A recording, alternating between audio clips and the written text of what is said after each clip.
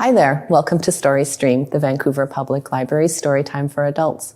My name is Leah, and today I'm coming to you from the Special Collections Department on Level 7 of the Central Library.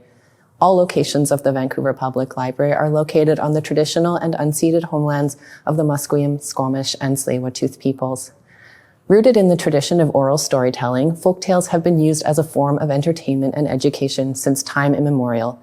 They often contain storytelling elements that are important to understanding literature while providing valuable insight into other cultures. Folktales often contain mythical characters like talking beasts, spoiled princesses, or naughty children, and encourage discussions on morals and values through the use of repetition and exaggeration. Today's story, East of the Sun and West of the Moon, stems from the Norwegian folktale tradition and is a perfect example of a folk story that has a valuable lesson attached to its humorous characters as they travel across a mythical land. Variations of this tale have appeared over the years in many cultures and have influenced modern adaptations such as Beauty and the Beast.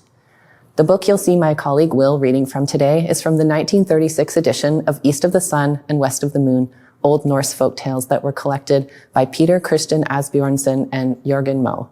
This book belongs to VPL's Marion Thompson collection, which represents the very best of publishing and illustrating for children from 1728 to the 1950s.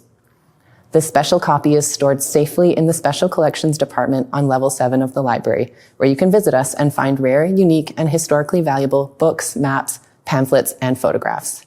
So cozy up, get comfy, and get ready to hear today's story, East of the Sun and West of the Moon, read by VPL's very own Will Dereume.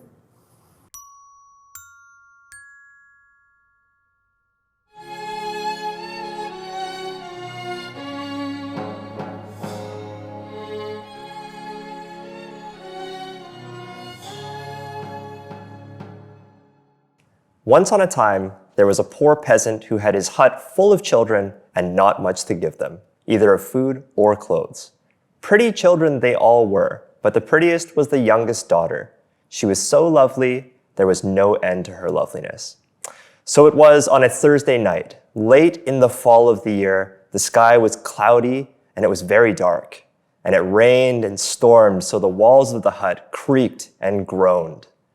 There they sat all around the fire, busy with this thing and that, when all at once something gave 3 taps at the window pane. The father went out to see what it was, and when he got out, what should he see but a great white bear? "Good evening to you," said the white bear. "Good evening," said the man. "If you will give me your youngest daughter, I'll make you as rich as you now are poor," said the bear. Well, the man liked the thought very much of getting so rich, but still, he thought he had to talk to his daughter first. So he went in and told her that there was a great white bear waiting outside who had promised to make them so rich if he could only have her. She said no and refused it outright. So the man went out and settled it with the white bear that he should come again next Thursday night and get an answer. Meanwhile, he talked his daughter over and didn't give her any peace and kept on talking and telling her of all the riches they would get and how well off she herself would be. And so, at last, she thought better of it, washed and mended her rags, and made herself as pretty as she could, and was ready to set off. Can't say packing gave her much trouble. Next Thursday night, the white bear came to fetch her, and she got upon his back with her bundle, and off they went. When they had gone a bit of the way, the white bear said, "Are you afraid?" No, she wasn't. "Well, hold tight by my shaggy coat, and then there is nothing to fear," said the bear. So she rode and she rode a long, long way, till at last they came to a steep mountain. The white bear gave a knock on the mountain, a gate opened, and they went into a castle. All the rooms were lit up, rooms gleaming with gold and with silver, and they came into a huge room where a table was laid ready. All was as grand could be. Then the white bear gave her a silver bell. When she wanted anything, she was only to ring it, and she would get it at once. Well, When she had eaten and the evening wore on, she grew sleepy after her journey and thought she would like to go to bed. So she rang the bell, and she had hardly touched it before she found herself in a bedroom where there was a bed made as pretty a bed as anybody could wish to sleep in, with silk pillows and curtains and gold fringes. All that was in the room was of silver or gold. But when she had gone to bed and put out the light, a man came and laid himself beside her. That was the white bear, who had thrown off his beast shape at night. But she never saw him, for he always came in after she had put out the light, and before it dawned, he was off again. So things went on happily for a while, but then she began to get silent and sad. For there she went about all day alone, and longed to go home to see her father and mother and her sisters and brothers. So one day, when the white bear asked what ailed her, she answered that she felt so forlorn. She was alone all the time, and she longed to go home to see her parents and sisters and brothers, and that was why she was so sad and sorrowful, because she couldn't get to them. "Perhaps it may be done," said the white bear, "but you must promise me not to talk alone with your mother, but only when the rest are by to hear. For she will take you by the hand," he said, "and try to lead you into a room alone to talk. But that you mustn't do, or you'll make us both unhappy." So, one Sunday, the white bear came and said that now they could set off to see her father and mother. Well, off they started, and she sitting on his back, they went far and long. At last they came to a great white house. There, her sisters and brothers were running about, out of doors at play, and everything was so pretty. It was a joy to behold. "This is where your parents live now," said the white bear. "But mind what I have told you, else you'll make us both unhappy." No, bless her, she wouldn't forget what he had told her. And when they reached the house, the white bear turned right about and left her.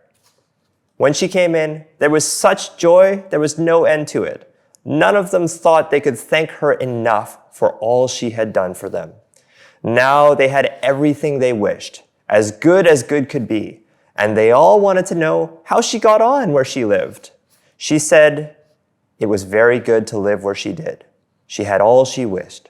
What else, she answered, I can't say for sure, but I don't believe any of them got very much out of her. But then, in the afternoon, when they had finished their dinner, all happened as the white bear had said. The mother wanted to talk to her alone in the bedroom, but she minded what the white bear had said and wouldn't by any means. "What we have to talk about, we can talk about just as well here," she said. But somehow or other, the mother got round her at last, and she had to tell her the whole story.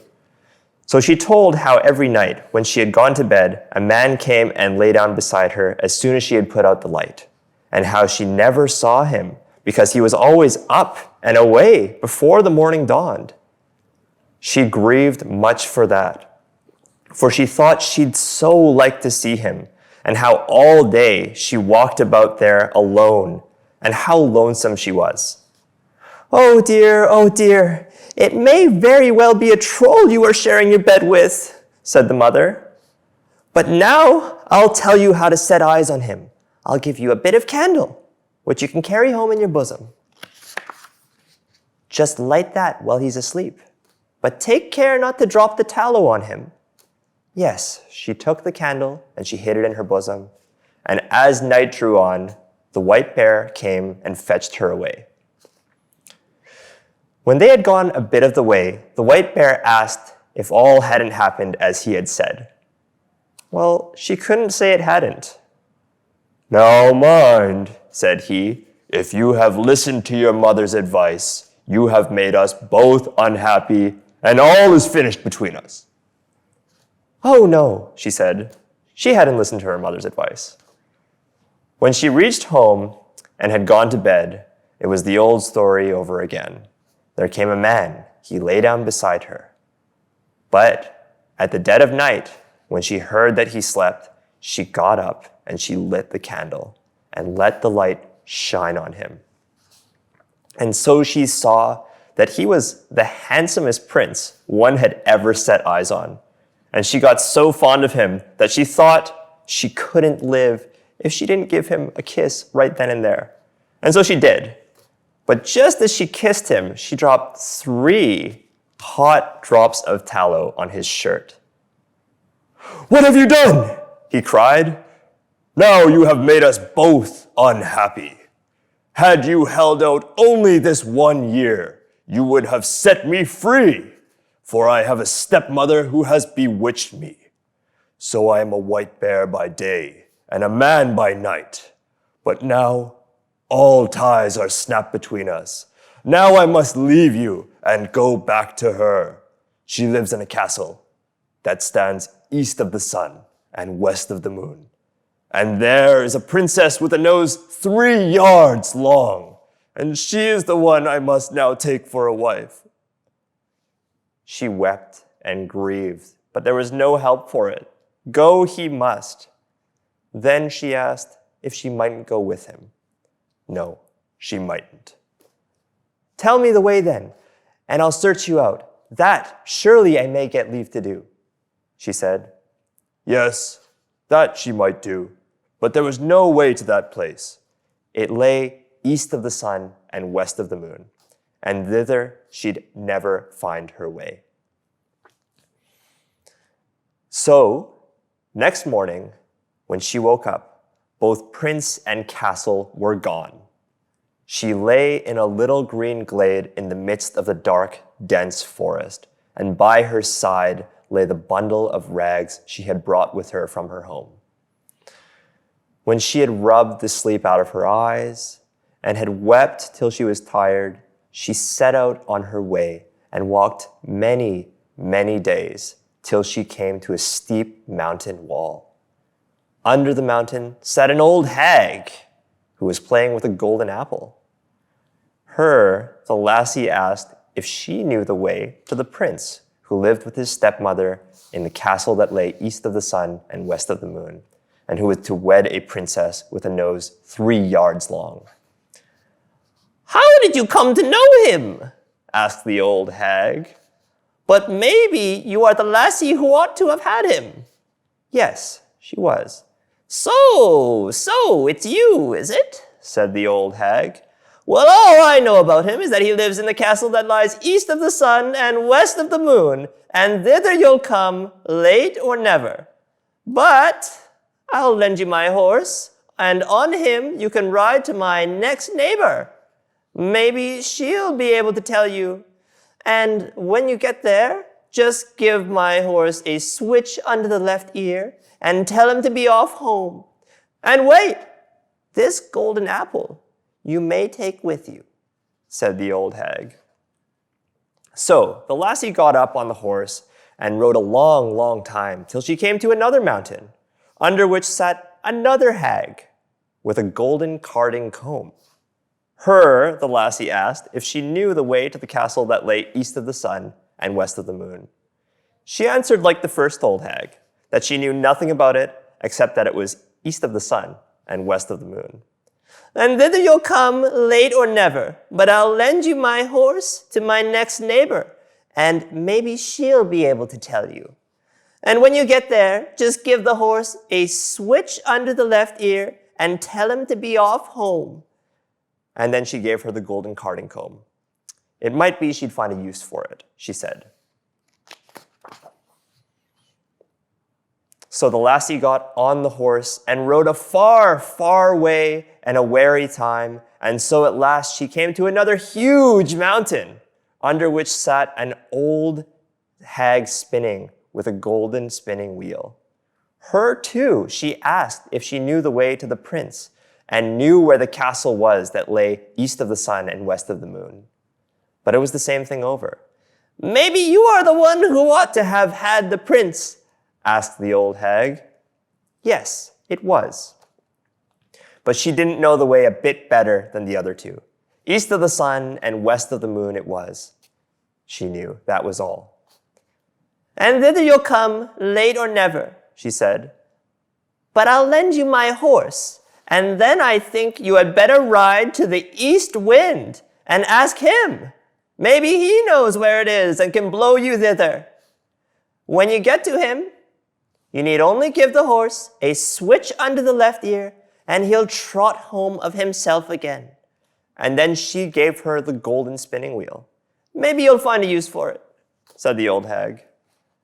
Then on rode the lassie many, many days and a weary time before she got to the east wind's house. But at last she did reach it. And then she asked the east wind if he could tell her the way to the prince who lived in the castle that lay east of the sun and west of the moon. Yes, the east wind had heard of the prince and of the castle too, but he couldn't tell the way, for he had never blown so far.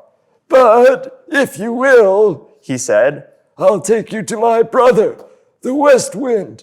Maybe he knows, for he's much stronger. Just sit on my back, and I'll carry you thither. Yes, she got on his back, and I should think they went briskly along. When they got there, they went in, and the east wind said that the lass he had brought was the one who ought to have had the prince who lived in the castle east of the sun and west of the moon. And so she had set out to seek him, and how he had come with her, and would be glad to know if the west wind knew the way to the castle.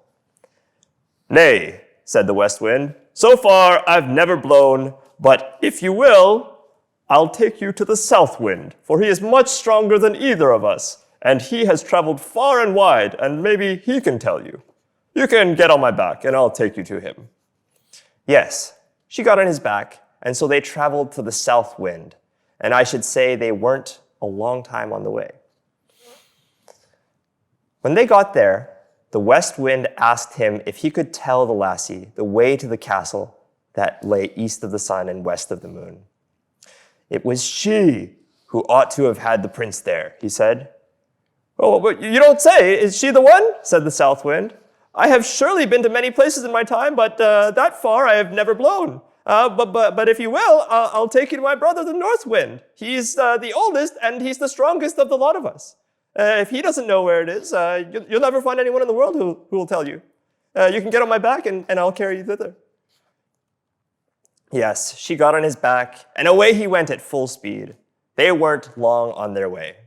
And when they got to the north wind's home, he was so wild and cross that cold puffs came from him a long way off.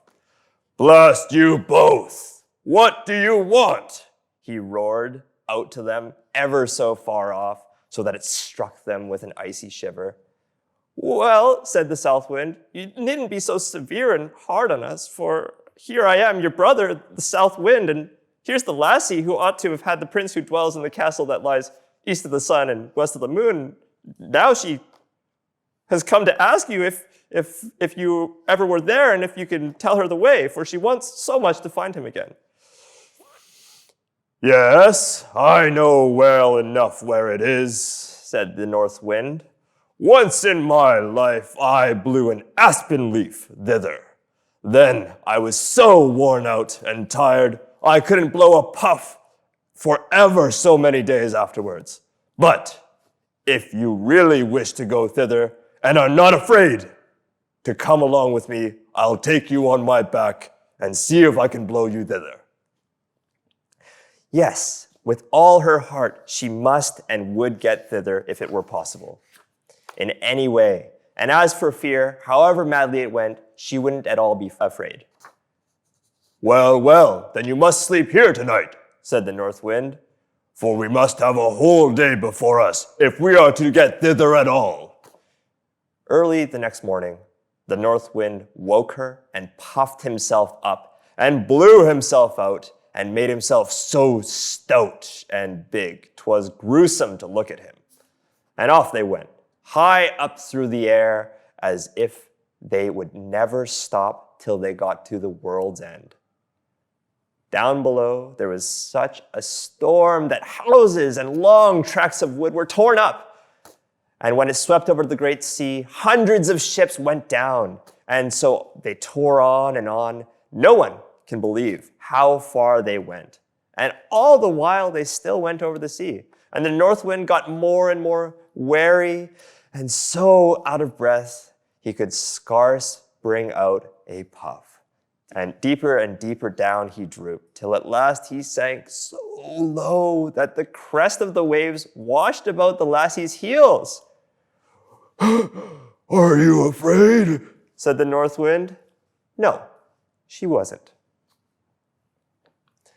But they weren't far from land, and the north wind had just so much strength left in him that he managed to throw her up on the shore, under the windows of the castle that lay east of the sun and west of the moon. But then he was so weak and worn out, he had to stay there and rest for many days before he could get home again. Next morning, the lassie sat down under the castle's window and began to play with the golden apple. And the first person she saw was the long nose who was to have the prince. "What do you want for your golden apple, you lassie?" she said, and she stuck her nose out the window. "It's not for sale for gold or money," answered the lassie. "If it isn't for sale for gold or money, what is it you'll sell it for?" "You may name your own price," said the princess. "Well, if I may get to the prince who lives here and stay with him overnight, you shall have it," said the lassie, whom the north wind had brought. Yes, she might. That could be done. So the princess got the golden apple, but when the lassie came up to the prince's room at night, he was fast asleep. She called him and shook him, and between whiles she wept. But do what she might, she couldn't wake him up, for they had given him a sleeping draught in the evening. Next morning, as soon as day broke, came the princess with the long nose and drove her out again. So in the daytime, she sat under the castle windows and began to card with her golden carding comb. And the same thing happened. The princess asked what she wanted for it, and she said it wasn't for sale for gold or money. But if she might get leave to go up to the prince and stay overnight with him, the princess should have it. But when she went up, she found him fast asleep again. And for all she called, and all she shook, and all she wept and prayed, she couldn't get life into him. And as soon as the first gray peep of day came, then came the princess with the long nose and chased her out again. In the daytime, the lassie sat down outside under the castle windows and began to spin with her golden spinning wheel. And that, too, the princess with the long nose wanted to have. She threw up the window and asked what she wanted for it. The lassie said, as she had said twice before, it wasn't for sale for gold or money. But if she might go up to the prince who was there and stay by him overnight, she might have it.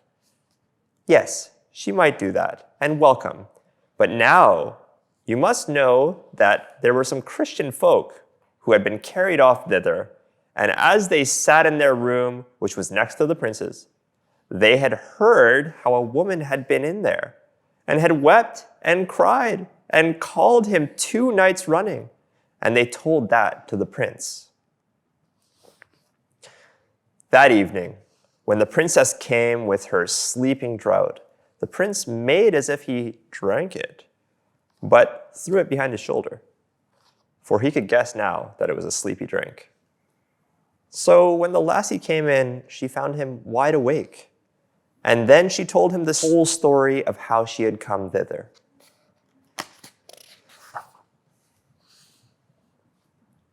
"You have come just in the nick of time," said the prince, "for tomorrow is to be our wedding day. But I don't want to have the long nose for a bride, and you are the only one who can set me free.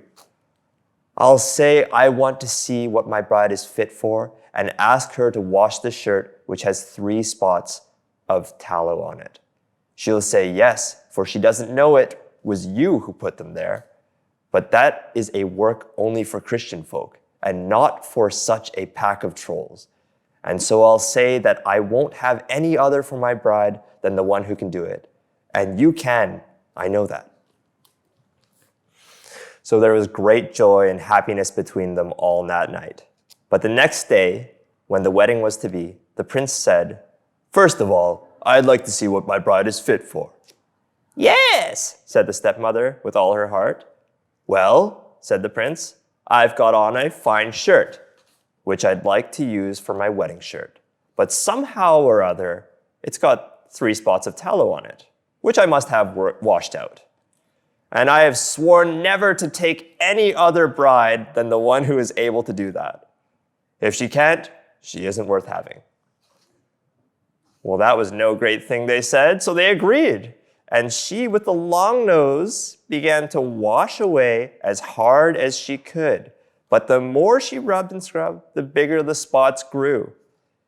You can't wash, said the old hag, her mother. Come, let me try it. But she hadn't long taken the shirt in her hand before it got far worse than ever.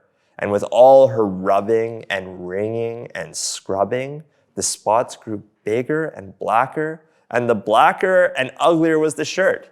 Then all the other trolls began to wash, but the longer it lasted, the blacker and uglier the shirt grew, till at last it was as black all over as if it had been up a chimney. You are none of you worth a straw, said the prince. You can't wash. Why, there sits outside a beggar lassie, and I'll be bound she knows how to wash better than the whole lot of you. Come in, you lassie, he called. Well, in she came. Can you wash this shirt clean, lassie, you? Said he. Oh, I don't know. I'll try, she said. And almost before she had taken it and dipped it in the water, it was as white as driven snow and whiter still. Yes, you are the one I want for my bride, said the prince. And at that, the old troll hag flew into such a rage that she burst on the spot. And the princess with the long nose burst after her.